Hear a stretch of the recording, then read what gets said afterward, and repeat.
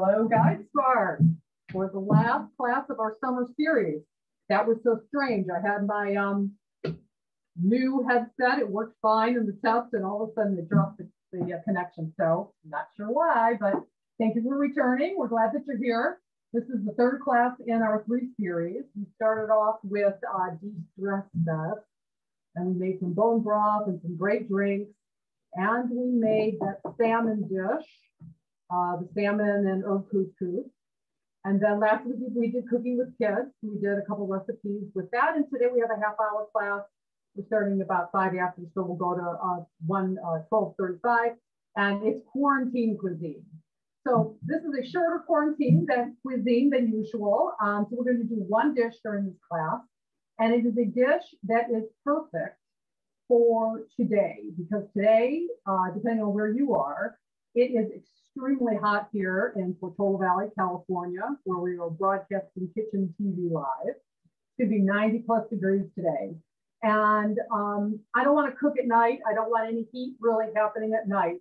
So this is a perfect dish to do for this season, as well as for any days that are really hot. We're doing a summer pasta with veggies, pumpkin seeds, goat cheese, and whatever you happen to have in your refrigerator, which is another reason why this recipe is such a good recipe, because it incorporates carbohydrates in the form of today pasta, but it could be a grain. You could use it with polenta. You don't even have to add that starch if you don't want to.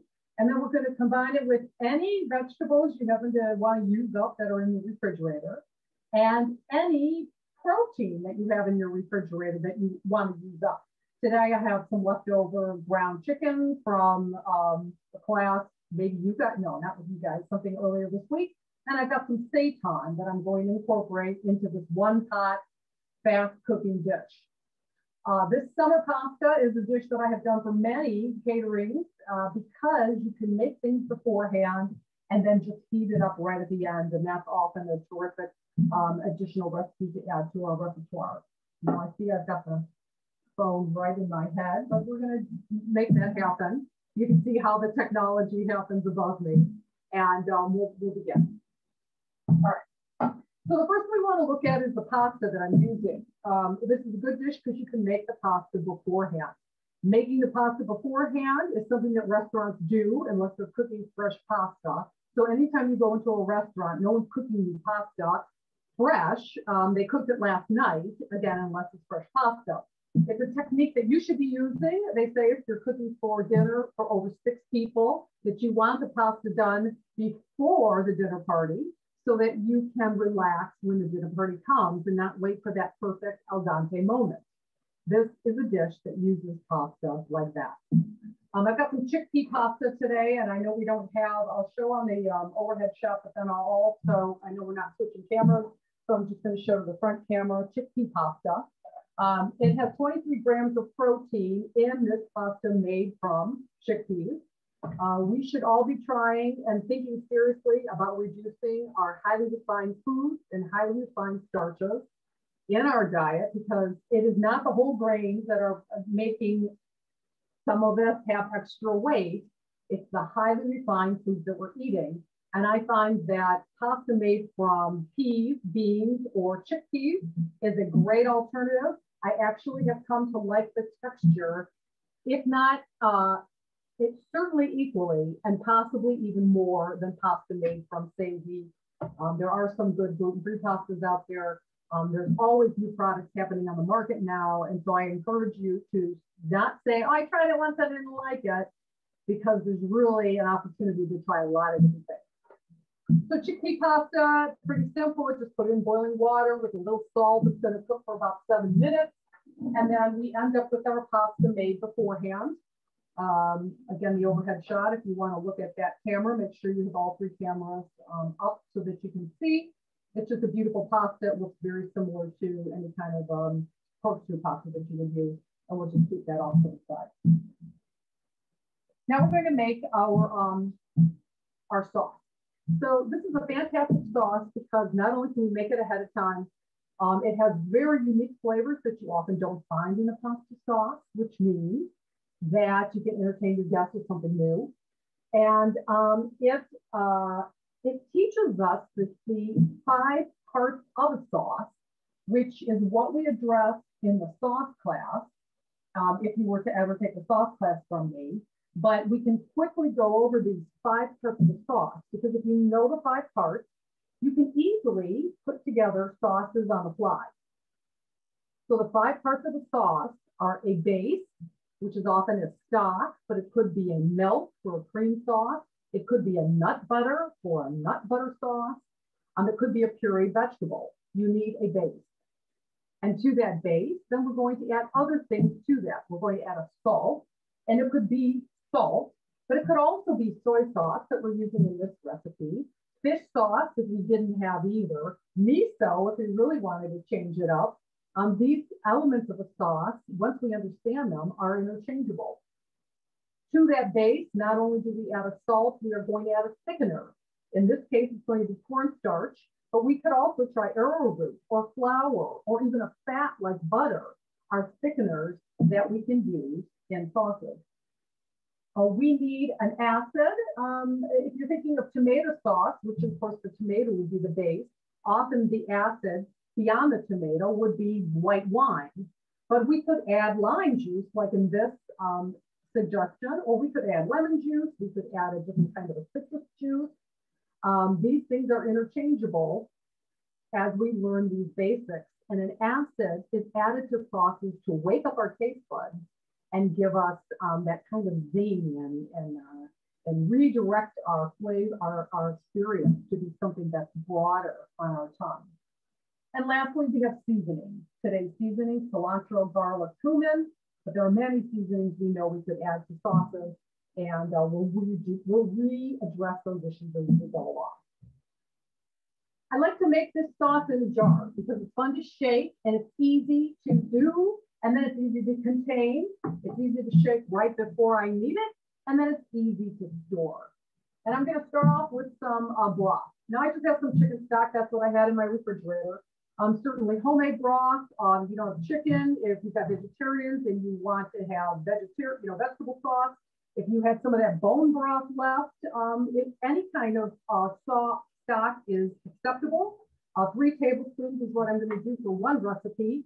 And if you were to use a whole pound of pasta, this recipe is easily doubled. And so I would add, 6 tablespoons. Here I'm going to add 3.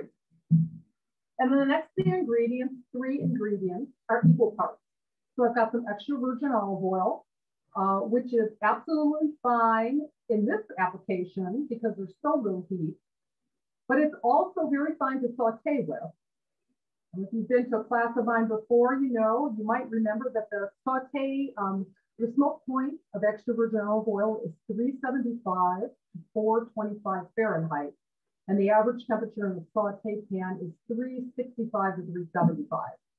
So you wouldn't want to use a higher quality olive oil or one that is unfiltered to saute with, because the particles will reduce that smoke point.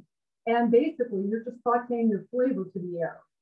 But for regular saute, and certainly for something like this where we don't apply a lot of heat, this type of extra virgin olive oil is fine. And we'll add 2 tablespoons to that. Next, we're going to do some lime juice. I got the handy dandy tweezer that I didn't have for many years when I was cooking. I don't know why. I don't like the ones that are painted because this is acid we're putting through it, and the paint would chip. So if you can find a metal one, I'm going to do 2 tablespoons of lime juice. And I'm just approximating here. Usually you get about a tablespoon of lime juice per half lime. Now, depending on the season, of course, we're out of citrus season now, which often means I might get less lime juice or lemon juice from my citrus, but these were very juicy and really nice. So that's good for that. And that's 2 tablespoons of that. And then also 2 tablespoons of soy sauce. Now you'll notice here I have tamari. Tamari and soy sauce in today's world are terms that are interchangeable. I'm going to add 2 tablespoons. But tamari is like wine. So what we want to do is, sometimes if you pay a little more for things, you get a better quality. And soy sauce or tamari is one of those places. And the reason why paying more money gets you better flavor is because soy sauce is traditionally is a product that cures for over a year, ferments and cures for over a year. We used to make it at the macrobiotic school I attended when I was a young lass. And it cured in the basement in huge old wine barrels for a year. Kikkoman, on the other hand, using a chemical called hexane, produces soy sauce in 24 hours. What does the additional time give me? The additional time gives you flavor. So soy sauce is like wine. You can get Chuba Chuck or you can get Chateauneuf de Briand. Anytime you're spending a little bit more money, you might want to do a taste test. If you still got some of the old stuff and you bought something new that's more expensive, taste test it. See if you'd like paying for that extra money. And the only way you're going to know that is if you yourself do that comparison. All right, the next thing we're going to add is a chipotle pepper. And chipotle pepper is what kind of pepper? Anybody knows? What is a chipotle pepper? Found in cans, a chipotle pepper is a dried jalapeno. And we can tell by the way that it looks. Ooh, looking. I'll put it here on the overhead shot as well. And chipotle pepper is a roasted pepper. And in roasted pepper world, we get something that is very good in a flavor, in looking for flavor, because roasted peppers give us umami, or that fifth taste that we talk about in class, sweet, sour, salty, bitter, umami. Umami is a Japanese term that comes from dashi, and it is actually a product of glutamic acid, most often found in meat, because glutamic acid is incorporated into nitrogen and meat, but can be found in plant-forward and plant-based dishes, ingredients such as Parmesan cheese, tomatoes, miso, soy sauce, roasted peppers. So when we add roasted peppers to a dish, we can get some additional flavor just by the fact that they're contributing some of this umami. And as you see, the chipotle has a lot of seeds. I'm going to remove them. You don't have to. And then we remember what's the hottest part of the pepper. You say the seeds, and I say, it's the vein. It is that little thing that connects the seeds to the pepper. So if you want to remove the majority of heat, then you want to remove the vein of your pepper. But the seeds add a little crunch that sometimes is not expected, and we remove them because of that. Now in a dish, if you were to double this recipe as we were talking about earlier, I would encourage you to start with just one pepper, and the peppers, the peppers come in different sizes. So start with one pepper and then taste the sauce and then see if you want to add two. And the two ingredients that you really want to be careful when you double recipes or quadruple recipes, whatever you do, is salt and pepper. It's salt and heat. Usually add what it says and then add more salt and heat on kind of on a gradual basis so you know that you're in the range of what you're looking for. All right. So the next ingredient is a sweetener of choice. It's a tablespoon of sweetener of choice. That might include maple syrup, that could include honey, that could include brown sugar. But today I'm actually going to try something new. I just was doing a class on mocktail cocktail yesterday, and we did a lot of the syrups and things with these, well, this is Swerve or Erythritol. It is a fruit sugar that has no carbohydrates. This is kind of the healthy version of saccharin, right? Saccharin was a chemical version, and this is actually a naturally occurring version in fruit. Erythritol, and it has no carbohydrates. I have been using it more in my cooking, and I'm going to add some, about a tablespoon here. I'm going to add a little less than a tablespoon. If I was wanted to try out something like Swerve, what I encourage you to do is whatever you have a sweetener, cut the sweetener by half and then replace it with half of Swerve. Or there's another substitute, something called monk fruit. That way you can still have a little bit of the flavor that you're used to receiving on your tongue, i.e. sugar, with an additional sweet coming with a little bit more of a minty touch from these erythritol or fruit sugar. Certainly you don't have to do that. There's still little sugar in this. It doesn't really affect us that much, but as we're learning to use new ways to find sweet without processed sugar, swerve and monk fruit are good options for you. Our thickener, let me return to what we were doing and talking about those 5 components. The broth is our base, the vegetable broth. The oil also makes up, the olive oil makes up our base, but it's also a thickener because it's a fat. And fat thickens things because the molecules are just larger and get in the layer of water. Just so you know. The lime juice works as an acid to brighten up the sauce and wake up our tongue. The soy sauce is our salt. The chipotle is a seasoning. The sweetener is a seasoning. Cornstarch, which I'm adding about a teaspoon of, is our thickener as well. But I can also replace that, as it says, with arrowroot. And we have a lot of times to talk about the difference between arrowroot and cornstarch in this class. But arrowroot is more of a natural thickener that we find in natural food cooking. It's more money. It's a whole food, a root ground as compared to cornstarch, which is a part of the corn dissected from the plant and then turned into starch. Arrowroot is more creamy. Cornstarch is a little bit more jelly. Cumin, we're going to add some cumin, about a teaspoon of cumin. If we have time today, we would heat our cumin seeds up and roll them in a blender. Because cumin, I'm doing a series for the San Mateo County Library. Next week will be some free classes. Actually, mocktail cocktail, free class next week, San Mateo County Library. And they interviewed me and I said, one of my favorite seasonings is cumin. But cumin and any seasoning spice is really best served fresh, ground. And cumin ground, toasted fresh is so easy. I probably could have done it in the time it took me to explain that ground cumin is better. I have a small spice grinder, that's a coffee grinder. And I use, instead of for coffee, I use it for spices. And it makes it happen very quickly in a dry skillet. About a teaspoon of seeds will give you about a teaspoon of ground. And I'm just going to use regular ground here because I wasn't thinking ahead of time and I should have stopped talking and just cooked instead. And then we've got some cilantro we're adding to our dish. If you use cilantro, and we have, I think if you did use some cilantro, you may be a fan of it, you may not. You can always leave it if you don't want it in the recipe. You could replace it with basil. And we realized that cilantro is one of our seasonings in this recipe. And with cilantro, what's really important for us is to remember that stems offer us the best food, or the best flavor. So a quarter cup or sort of a cup approximately of cilantro.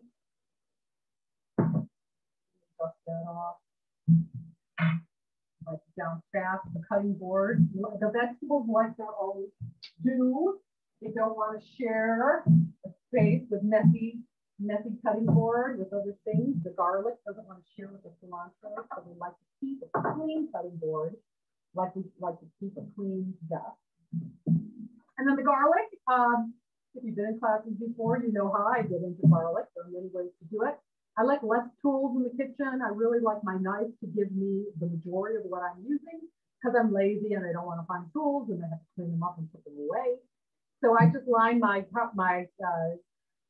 see if I can do this so you can see. If you're not looking at the overhead shot, I've got my garlic cloves here. I think of my old boyfriend. You can think of your husbands or wives, your kids, think of your teachers. And I say, and I take the side of my knife and the top of my hand and I say, Bruce, Jim, Eric. Now you don't want to hit so hard that the skin mashes into the garlic. You only want to hit it hard enough to remind them why you left. You can see that the skin peel off very easily.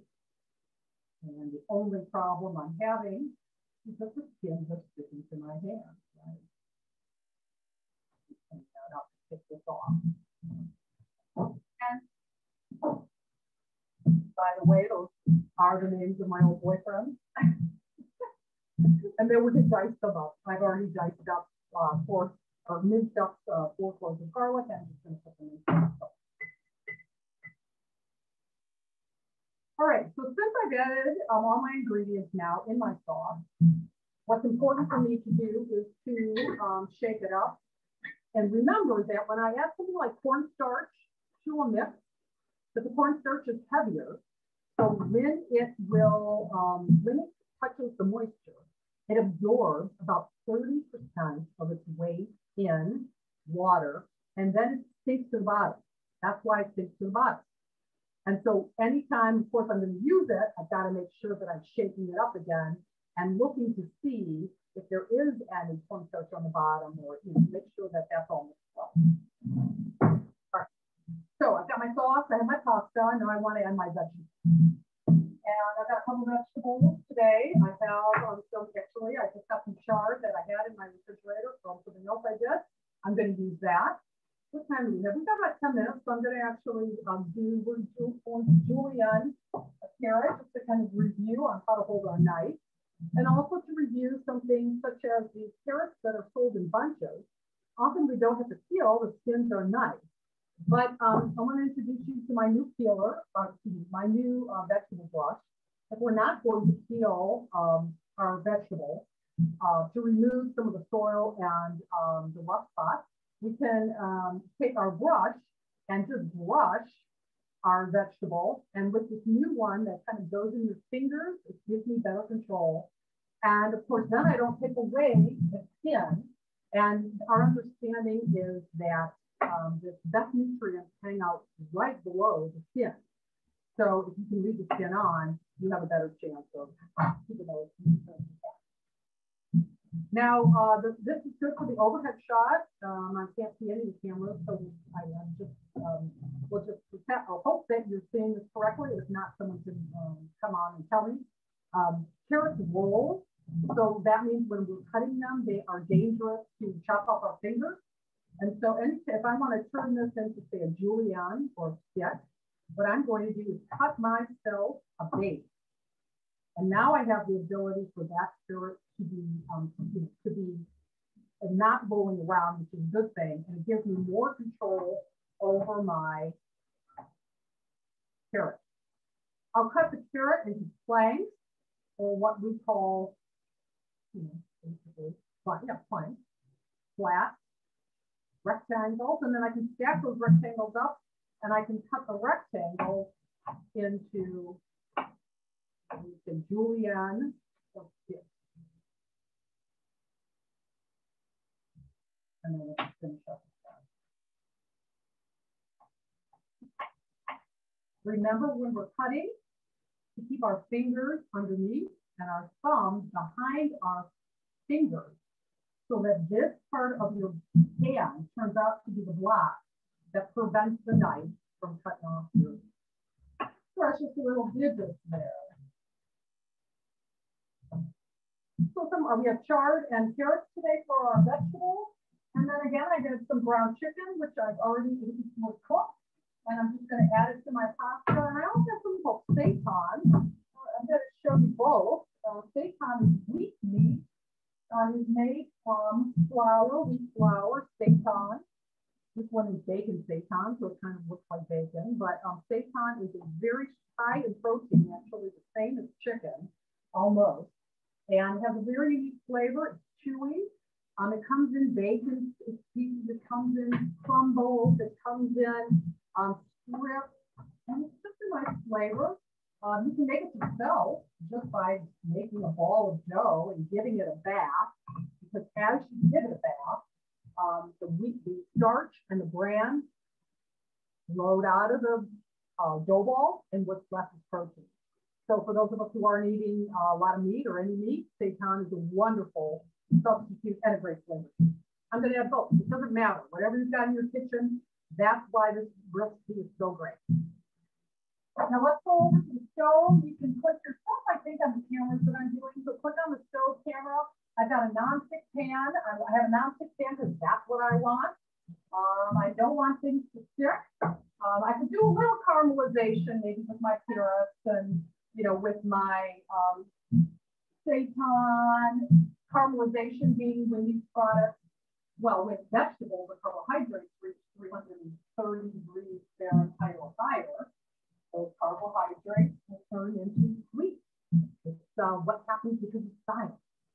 And I can work towards getting caramelization on this dish, but you know, if I already have, say, leftover vegetables or even leftover meat, I don't necessarily need to add a lot of oil to this particular dish, and I can just heat these things up quickly in the stove and let that come. And give it a little heat. Bacon, some brown chicken, and some carrots. On top of that, I'm going to add in some of my chard as well.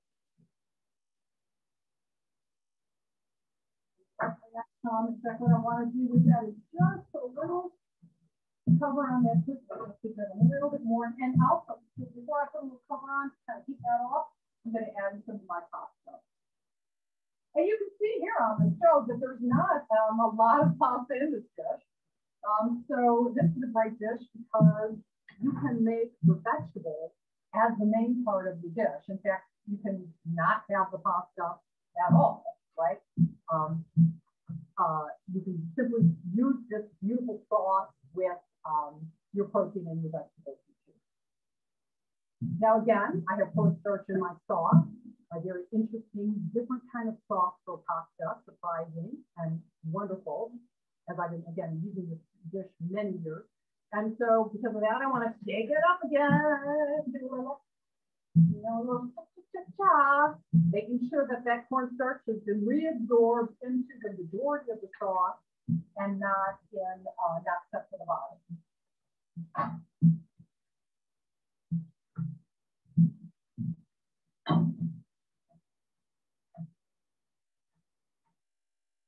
Now, if for any reason I say, oh, I wish that chard would be a little bit more cooked, or of course, if I had a little extra time, I would let this go a little bit longer, but the way to speed it up is just give it a little steam.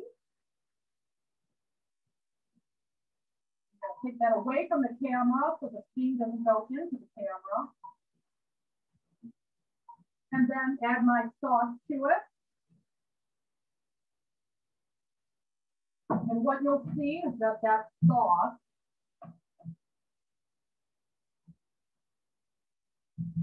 will seize up immediately as the cornstarch is exposed. So it's a super, super fast, last minute kind of thing that you can do for your guests. Again, anytime that you have a party and you serve pasta, you are really best to cook that pasta beforehand because of the nature of you don't want to spend the time thinking about when that pasta is totally cooked. Put that onto a nice bowl or serving platter or onto somebody's dinner plate. We remember that height is attractive, so that's why I'm often using plates that have height. I'm going to add a few other additional things. I've got some toasted pumpkin seeds, or excuse me, sunflower seeds here. The rest of these are pumpkin seeds. Again, this could be whatever kind of seed or not that you choose. And those seeds gives crunch. And the crunch, of course, is a variation to the majority of the rest of the dish. Certainly a variation to creaminess of the goat cheese, which I just added. And maybe some green onions if I had, some extra cilantro if I chose, or if I actually chose to use basil, then I could just place that. Not on the recipe, but if you've taken the information class, I don't think you guys have with me. I've got a lot of different kinds of information. I'm doing a lot of turmeric these days, and I put it on everything. So I just got some fresh turmeric. I'm just going to grate it on because I'm on this research project to cure myself from any problems of inflammation. And I just happen to have some beautiful flower petals left over from catering I did this weekend. And calendula, which are wonderful to grow in your garden and very prolific.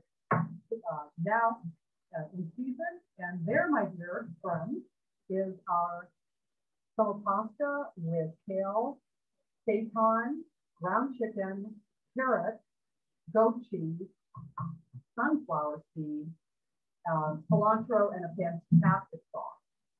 So that's our class. It's fast and quick, as well as the sauce. It's been a great 3 classes. All of them will be available on my YouTube channel at a certain place that only you guys can access. So we've got the secret code that we will send you, Tressa and Michelle will send you, so that you can do these classes again and hopefully cook along. Again, perfect dish for today. This is a hot day, and thank you so much, Guidespark, for coming. Sorry about those technical issues today. Heaven only knows what happened. A new microphone, and I got to figure it out, I guess. Maybe we'll see you again later in the year.